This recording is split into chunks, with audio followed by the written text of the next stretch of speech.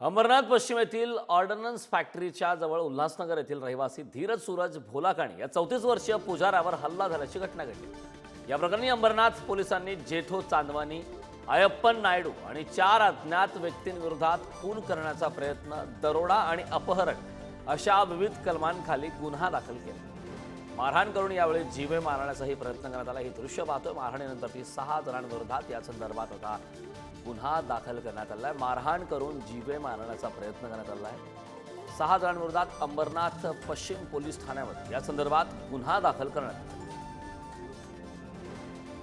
उल्हासनगरमधली ही संपूर्ण घटना आहे। यामध्ये एकंदरीत 6 जणांनी मारहाण केली। पुजाऱ्याला बेदम मारहाण करण्यात आली। मात्र या दरम्यान आता 6 जणांविरोधात गुन्हा दाखल करण्यात आला। या संदर्भात ताज्या अपडेट देण्यासाठी आपल्या प्रतिनिधी वर्षा जहागीरदार आपल्यासोबत। वर्षा, मारहाण करून जीवे मारण्याचा प्रयत्न करण्यात आल्याची धक्कादायक घटना उल्हासनगरमध्ये घडली। काय ताजी अपडेट याबद्दलची? कारण आपल्याला समजू शकतं ह्या बातमीवरनं की दीपिका आणि नायडू यांच्यातील जी जवळीक वाढली होती, मैत्री वाढली होती, याची माहिती अंबरनाथ येथील पुजारी धीरज यांनी दीपिकाचे पती जेठो यांना कळवली होती। आणि याचा राग येऊनच त्यांनी कट रचून त्यांनी धीरजची बदनामी करायला सुरुवात केली। ही सगळी मारहाण झाली आहे ती 14 एप्रिल रोजी झाली आणि त्यांना अत्यंत विचित्र पद्धतीने मारहाण करून जखमी अवस्थेत सोडून सगळेजण फरार झालेत। 6 जणांविरुद्ध इथे गुन्हा दाखल करण्यात आलेला आहे आणि अंबरनाथ पोलीस अजूनही या सगळ्याबद्दल तपास करतायत। विविध कलमं त्या सगळ्यांवर लावण्यात आली आहेत, मात्र अजून कोणालाही पकडण्यात यश आलेलं दिसत नाहीये। करण, अगदी वर्षा, खूप खूप धन्यवाद या महत्त्वपूर्ण अशा माहितीसाठी।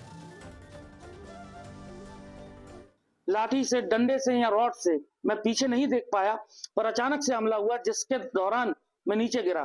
वहां जब पब्लिक आ गई, पब्लिक के आने के बाद इनका कहना ये था कि पुलिस स्टेशन ले जाना है। पुलिस स्टेशन ले जाने के नाम पर ये मुझे बाहर ले गए, बाहर जाके पीटा, मारा।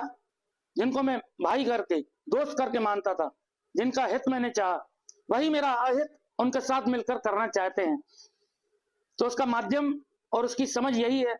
अब जब ये मेरी घटना हुई 14 तारीख को, मेरे साथ जो घटना हुई, जब जेठा चांदवानी को कॉल लगाया गया, तब पूरी बात खुलकर सामने आ गई।